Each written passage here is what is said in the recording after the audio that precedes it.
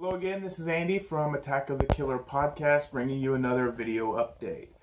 First and foremost, we'd like to thank our Patreon supporters because we grow more awesome because you continue to stay awesome. And a big shout out to our newest Patreon supporters. You know who you are. Thank you. Well, today I want to show off some of my board games that are horror / sci-fi movie related.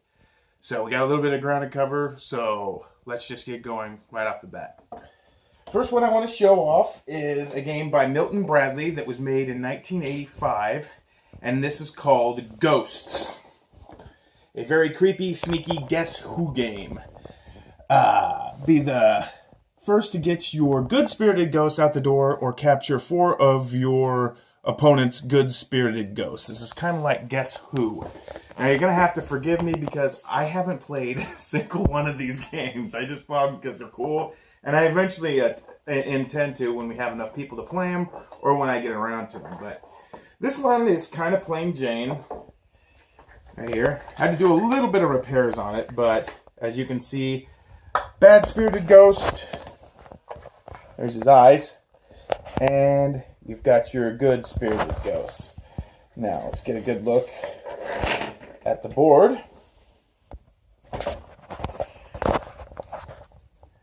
There is the board for Ghosts. Kind of simple, but still kind of cool. Kind of like a checkerboard. But I look forward to playing this one.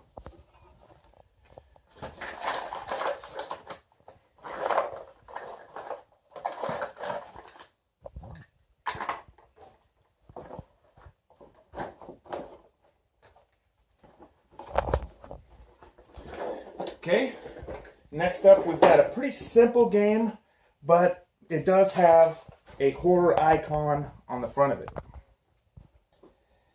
This one is Hangman. Guess the letters for the word before you get hanged. You probably played it in school on the chalkboard. And as you can see, horror icon, Vincent Price. Now the way this one is set up, it almost kind of reminds me of Battleship. Let's see if we can get this open here. There we go. Like I said, I have yet to play this one either, but there, all the Hangman letters are in there, and I'm assuming red goes to red and blue goes to blue. So. This one was also made by Milton Bradley, and I'm guessing this is 1976. Hangman. Moving on. Another really cool one that I really like. This one is made by Ideal. And it's based off the movie with Jessica Lange, I believe. This one is King Kong. And this, 1976. Let's take a look at the board here. Now, unfortunately, I already went through this game, and it is missing one piece. So I don't think we're going to be able to play it. But, unfortunately, it does have every one but one piece, and it came with the instructions. But as far as I can tell, you've got your start down here, and these line up like so, and then Kong. Actually, I've got it backwards, but you'll get the idea. And somehow he has to ascend to the top part of the building, and there he is, swatting away at the planes. I don't think it comes with a Jessica Lange figure that you can put in his hand in the white dress, but you kind of get the idea. And this is, you've got Kong in his, Saturday Night Fever stance, and like so. Anyway, King Kong by Ideal, 1976.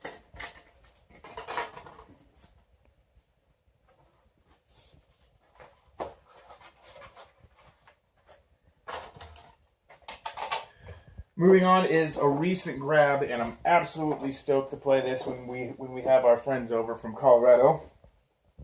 Now this is based off of a movie, and this came in the early 80s boom of sword and sorcery epics like Dragon Slayer and Legend, Conan the Barbarian, and the Beastmaster per se.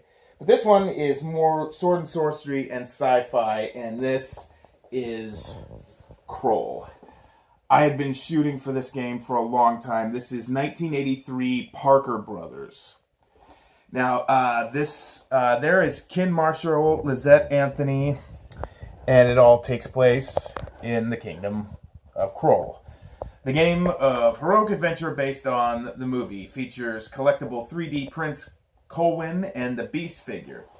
Now, if you look closely, this was a very early movie of Liam Neeson, and you will see him right where my finger is, right there.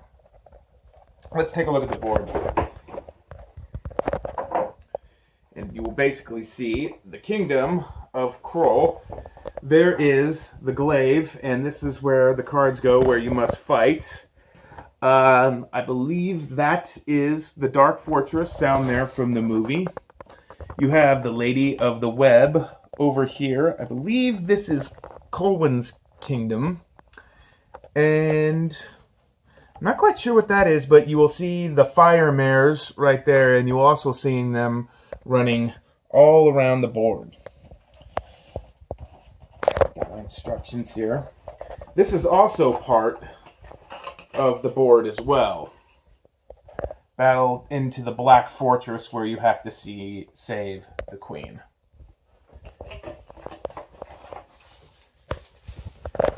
There you will see, oh good, there's the glaive, there's your set pieces, there is the beast, and there is your hero Colwyn. I cannot wait to play this game.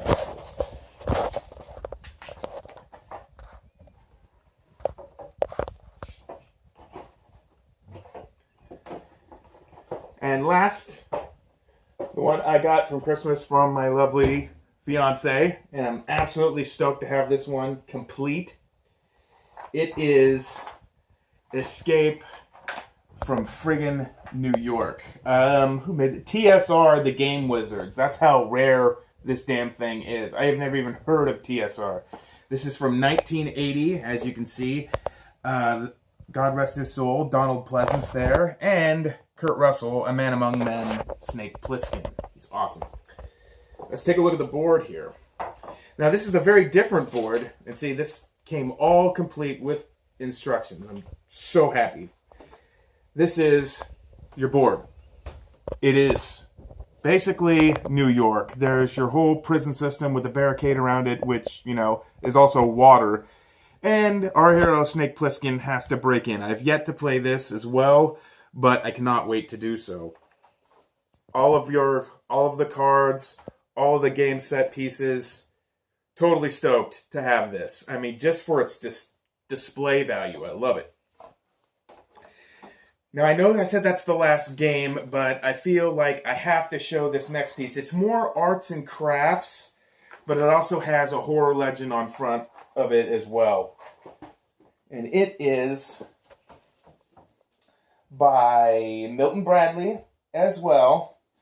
And this is the Vincent Price Shrunken Head Apple Sculpture. This was released in, I don't know, I'm not seeing a date, but 1975, actually.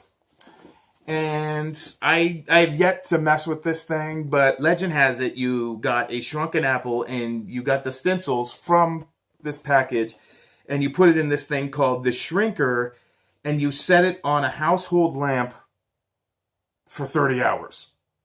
So, and as you can see, it says, got a quote from Vincent there, "Create your own collection of delightful shrunken heads. Vincent Price.